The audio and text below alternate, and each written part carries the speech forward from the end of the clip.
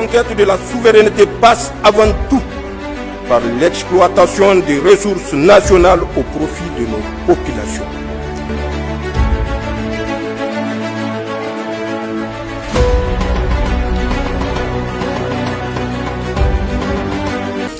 Le président de la République, chef de l'État, le général d'armée Abdrahmane Tchani, a présidé ce matin la cérémonie de prestation de serment des membres du bureau de la Cour des comptes. Ils sont au total 5 récipiendaires à être renvoyés à l'exercice de leurs fonctions par le chef de l'État. Étaient présents pour la circonstance plusieurs personnalités civiles et militaires. Nadia Mahaman et Askou Jibrilla et Yazrabi. Cette cérémonie présidée ce matin par le président de la République, chef de l'État, le général d'armée Abdrahmane Tchani, en présence du Premier ministre par intérim, le général d'armée Salifou Modi, des membres du CNSP et du ministre de la Justice et des Droits de l'Homme, garde des Sceaux chargé des relations avec les institutions, consacre la prestation de serment des membres du bureau de la Cour des comptes, plus haute juridiction en matière de contrôle des finances publiques. L'exercice est intervenu après la lecture par la greffière en chef de la Cour des comptes, Mme Fatouma Malangana, du décret présidentiel du 15 mai 2025 portant nomination des membres de la Cour des comptes et de l'article 7 de l'ordonnance 2024-60 du 31 décembre 2024 portant mission, composition et fonctionnement de l'institution. Mesdames et messieurs, les membres du bureau de la Cour des comptes, il ressort des dispositions des articles 11 et 13 de l'ordonnance 2024-60 qu'avant d'entrer en fonction, vous devez prêter serment en ces termes. Pour les magistrats du siège, le serment est ainsi libellé. Je jure devant Dieu et devant les hommes de bien et fidèlement remplir la fonction dont je suis investi, de l'exercer en toute impartialité dans le respect des lois et règlements en vigueur, de garder les secrets de délibéré et de vote auxquels je peux être appelé à participer, de ne prendre aucune position publique ou privée sur les questions relevant de la compétence de la Cour et de me conduire en tout comme un digne et loyal magistrat. Pour le magistrat du parquet général, le serment est ainsi libellé.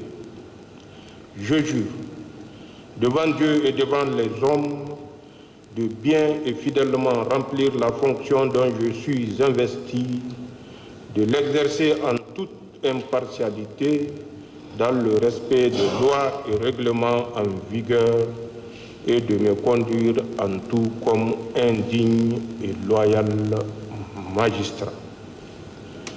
À l'appel de vos noms, vous lèverez la main droite et direz à haute et intelligible voix, je le jure, siège de la Cour, Madame Lamine Chiroma Sadé, présidente de la Cour des comptes. Je le jure.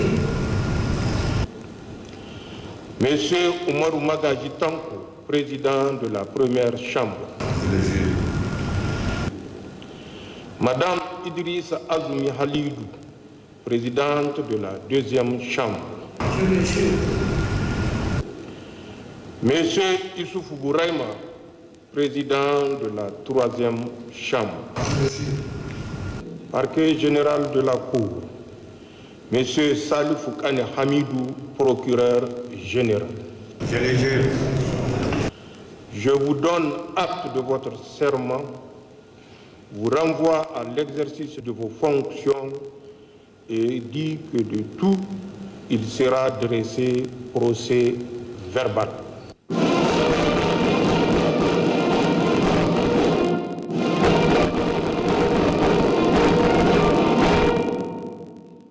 Ainsi donc, Madame Lamine Chiroma Saadé, présidente de la Cour des comptes, Oumarou Magaji Tonko, Madame Idriss Azoumi Halidou et Issoufou Bouraïma, respectivement président des premières, deuxième et troisième chambres de la Cour des comptes, et Salifou Kane Hamidou, procureur général de la Cour des comptes, sont officiellement entrés en fonction pour l'exaltante mission de renforcer le cadre juridique et institutionnel en matière de transparence dans la gestion des ressources publiques.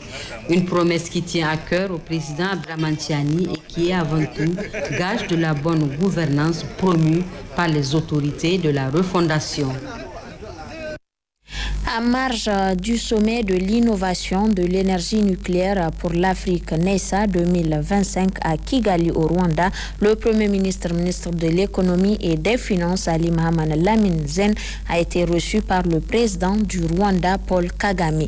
Une rencontre qui a permis aux deux personnalités d'échanger sur la coopération bilatérale entre les deux pays. Moment également de partage de présents entre le Premier ministre et sa délégation et aussi le président rwandais. Le Premier ministre de l'économie et des finances, Ali Mohamed Lamine Zen, a, dans le cadre de sa visite de travail au Rwanda, eu une séance de travail avec le Premier ministre rwandais à son cabinet. Les deux parties ont largement échangé sur les questions d'intérêt commun. Abari Amiti et Ousmane Sani Abdou. Dans le cadre de sa visite de travail, le Premier ministre de l'économie et des finances s'est entretenu avec le Premier ministre rwandais Ali Mohamed Lamine Zen et Edouard Nguerente ont eu une séance de travail en présence du ministre des Mines, commissaire colonel Abarchi Ousmane et des autres membres des deux délégations. Échanges qui se sont tenus autour de la coopération entre les deux pays, le renforcement de la coopération bilatérale et comment faire avancer les objectifs de développement commun entre les deux pays. Le Niger et le Rwanda sont deux pays qui imposent le respect et l'indépendance de leur peuple. Même vision et même ambition partagées autour d'un dîner somptueux offert à toutes les délégations présentes à l'occasion du sommet sur l'innovation de l'énergie nucléaire pour l'Afrique. Le Niger honoré et salué vivement une fois de plus par le Premier ministre du Rwanda. C'est une soirée conviviale, riche en couleurs, soirée d'échange et de partage entre officiels et participants.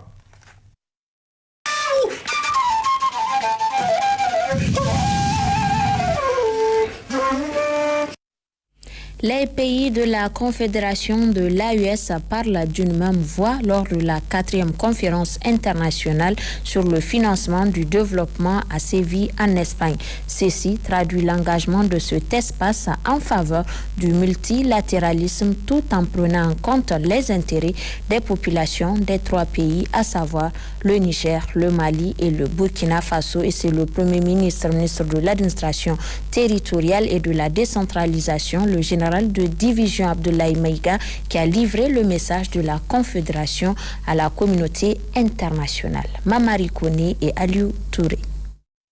Le Premier ministre chef du gouvernement et représentant du président de la transition porte la voix de la Confédération des États du Sahel, AES, à la 4e conférence internationale sur le financement du développement.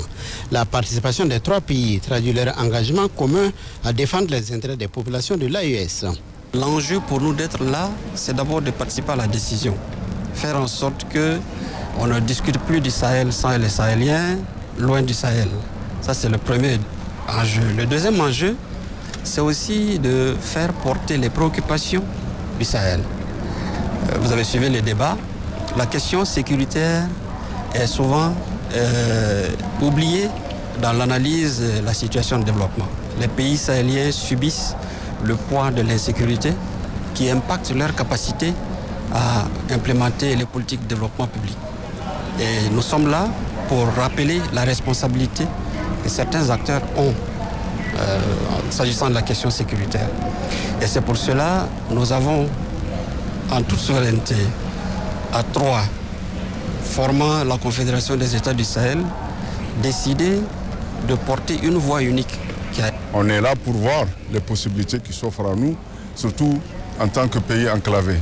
Maintenant, l'autre axe, c'est la coopération internationale. C'est à travers la coopération internationale que nos pays comptent avoir les outils pour justement mettre en valeur ces ressources naturelles. Par là aussi, on a fait de la prospection. L'autre axe, c'est les sciences et technologies. Elles sont indispensables aussi pour l'exploitation de ces ressources.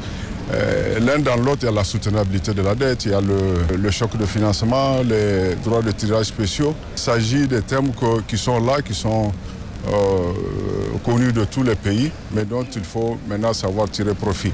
Nous venons à cette session en partageant notre approche, notre expérience, que nous ne sommes pas là les mains tendues, mais nous sommes à la recherche de collaboration, de partenariat, et que l'effort essentiel viendra d'abord de nos pays et que les autres doivent articuler leur soutien dans le respect de nos priorités et en prenant en compte la souveraineté de nos pays. C'est vraiment le message important que l'AES et ses dirigeants ont tenu à faire porter. Nous nous réjouissons vraiment de la démarche collégiale que nous avons et surtout du message uniforme qui a été délivré au monde par rapport à ce que vit notre région. À Séville, c'est le Premier ministre de la délégation malienne qui s'est adressé à la communauté internationale au nom de la Confédération de l'AES. Dans son intervention, il a rappelé l'engagement des pays du Sahel envers les populations. Pour lui, il s'agit de faire de la Confédération de l'AES une puissance régionale panafricaniste et d'améliorer les conditions de vie des populations en mettant fin à leurs tortures et à leurs souffrances. Sécurité, diplomatie et développement sont les trois piliers de la Confédération. Une grande partie de nos ressources est consacrée à la lutte contre le terrorisme sous toutes ses formes. Cette logique s'impose toute seule au regard de la manifestation du terrorisme qui entrave l'atteinte des objectifs de développement durable et surtout de la nécessité d'assurer l'existence de nos États. Sous le leadership des pères fondateurs de l'AES, soucieux de promouvoir un développement endogène et souverain, plusieurs actions ont été entreprises, notamment la création d'une banque confédérale d'investissement et de développement avec une dotation initiale de 500 milliards de francs CFA, soit environ 1 milliard de dollars. En vue de parvenir à un financement efficace, la Confédération AES, d'une part, préconise des investissements qui tiennent compte des priorités nationales et dans le respect de la souveraineté des États. D'autre part, est favorable à une coopération internationale, notamment sud-sud, dans les domaines de la technologie, de l'innovation, de la science, de la transformation agricole, de l'industrialisation, de la transition énergétique, etc. Enfin, la Confédération des États du Sahel plaide également pour des réformes plus hardies des institutions financières internationales et appelle la communauté internationale à faire preuve de plus de solidarité pour déconnecter le terrorisme de ses sponsors. Je voudrais, au nom de la Confédération AES, insister sur le fait que dans un monde de plus en plus tumultueux et dominé par des menaces multiformes à la paix et à la sécurité internationale, le financement du développement nécessitera un changement de paradigme en intégrant la dimension sécuritaire dans nos programmes de développement, étant entendu qu'il doit reposer sur des préalables. La promotion de la paix et de la sécurité internationale dans le respect des souverainetés nationales et en considération des aspirations profondes de nos populations. À Séville, le Premier ministre a reçu en audience le vice-secrétaire général de l'Organisation des Nations Unies, Amina Mohamed. Le maintien du dialogue politique de haut niveau et le suivi de la dernière visite du vice-secrétaire général de l'ONU au Mali ont été évoqués lors des entretiens.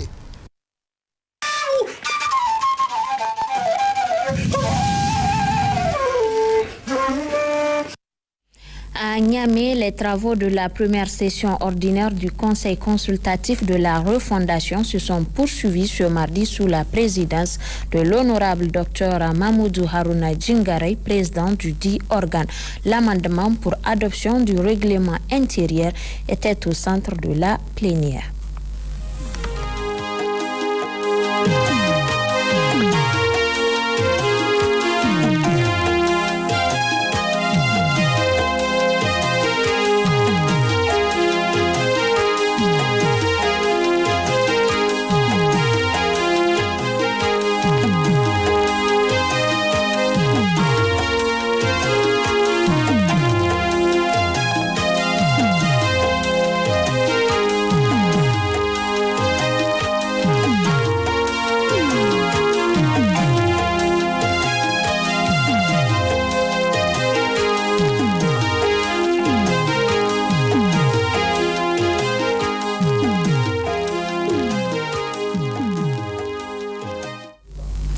Voilà, fin dans la région de Zender de la mission du ministre de la Santé et de l'Hygiène publique. Le colonel-major Garba Hakimi a présidé hier dans la capitale du Damagaram une réunion de synthèse. Le résumé avec Kassou Moutari et Abdrahman Mazou. Cette mission du ministre de la Santé et de l'Hygiène publique qui a duré 3 jours. La conquête de la souveraineté passe avant tout par l'exploitation des ressources nationales au profit de nos populations.